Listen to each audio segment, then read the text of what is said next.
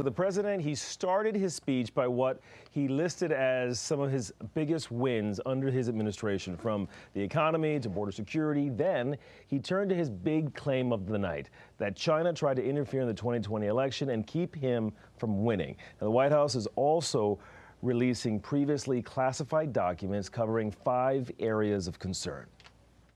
First, they show that over a period of years, starting during the 2020 election cycle, the People's Republic of China carried out what is believed to be the largest compromise of election data in history, resulting in China's illicit acquisition of 220 million U.S. voter files. So Trump does say that China obtained information from about 220 million U.S. voter files, but during that speech, he did not show that China charged or changed any votes or altered the outcome of the election. Now, New York Senator Chuck Schumer responded with this statement, quote, "We've been here before. Senate Democrats will lead a whole-of-government effort to ensure free, fair, and secure elections that are not contingent on Donald Trump's temper tantrums," end quote.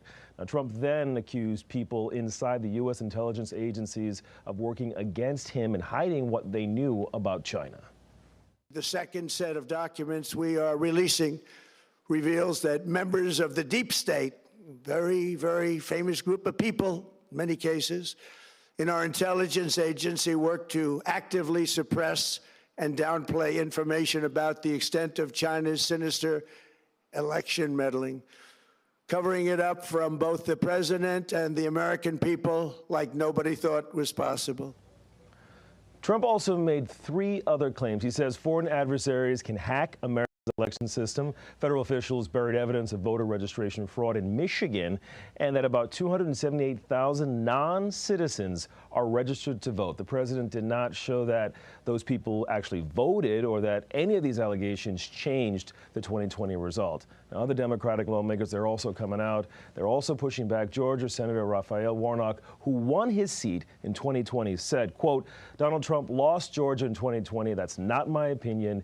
It's a fact. The votes were counted, recounted, audited, and litigated. He lost," end quote. Trump is now calling on the Office of the Director of National Intelligence, the Justice Department, and the FBI and the CIA to investigate. He also wants anyone involved in a cover-up to be fired and, if appropriate, criminally charged.